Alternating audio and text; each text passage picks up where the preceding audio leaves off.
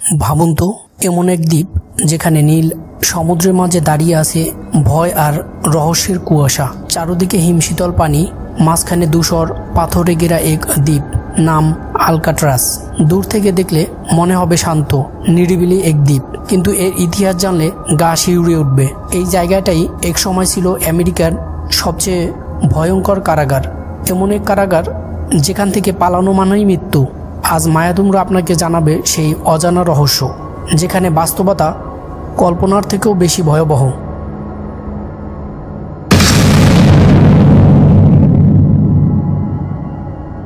আলকাট্রাজের গল্প শুরু হয় বিংশ শতাব্দীর প্রথম ভাগে।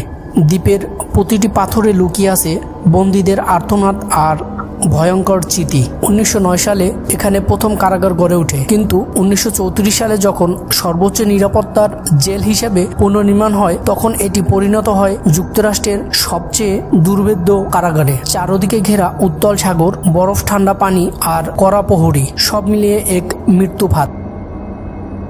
এখানে বন্দী ছিলেন কুখ্যাত মাফিয়া আল কাপন, সিরিয়ার কিলার রবার্ট স্টাউট আর মেশিনগান কেলির মতো অপরাধীরা। এমন এক জায়গা যেখান থেকে পালানোর চিন্তাও ছিল অসম্ভব। 1963 সালে খরচ কমানোর অজুহাতে আলকাট্রাজ বন্ধ করে দেওয়া হয়, তবে পরবর্তীতে প্রেসিডেন্ট ডোনাল্ড ট্রাম্প একে পুনরায় চালু করার নির্দেশ দেন এবং দাবি করেন আলকাট্রাজ থেকে কেউ এখনো পালাতে পারেনি। কিন্তু সত্যি কি তাই? ইতিহাস কিন্তু ভিন্ন কথা বলছে। 1962 সালে এক অন্ধকার রাতে ঘটে যায় এমন এক ঘটনা যা চিরকাল মনে থাকবে আলকাট্রাজ এসকেপ নামে। সেই রাতে বন্দী ছিলেন তিনজন কুখ্যাত অপরাধী, জন এলিন, ক্ল্যারেন্স এলিন আর ফ্রাঙ্ক মরিস।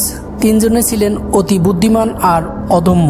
6 মাস ধরে তারা পরিকল্পনা করেছিল এক অসম্ভব পালানোর কৌশল। চামচ দিয়ে কারাগারের ভেন্টিলেটর খুলে ছোট পথ তৈরি করেন তারা। শব্দ যাতে বের না হয় সেজন্য তারা চাদর আর পুরনো পেপার দিয়ে দেয়াল ঢেকে রাখেন। পাশাপাশি তারা তৈরি করে এক নকল মাথা, টয়লেট টিস্যু, পুরানো কাগজ আর সেলুনের আসল চুল দিয়ে, যেন প্রহরীরা মনে করে তারা ঘুমিয়ে আছে। অবশেষে 1962 সালে 11 জুন রাতে ওয়েস্ট নামের এক বন্দী আটকে পড়ায় পিছু হটলেও বাকি তিনজন সফলভাবে ছাদের উপর পৌঁছে যায়। পাইপ বেয়ে নিচে নেমে তারা রেইনকোট জোড়া দিয়ে তৈরি করে ছোট্ট এক ভেলা, যাতে করে তারা উত্তাল সাগর পাড়ি দেয়। পরের দিন সকালে কারাগারে যখন প্রহরীরা ঢোকে, তখনও 3টি ছেলের মাথাগুলো দেখে তারা ভাবতেছিল বন্দীরা ঘুমাচ্ছে, কিন্তু লাঠির আঘাতে ভেঙে যায় সেই ভ্রম।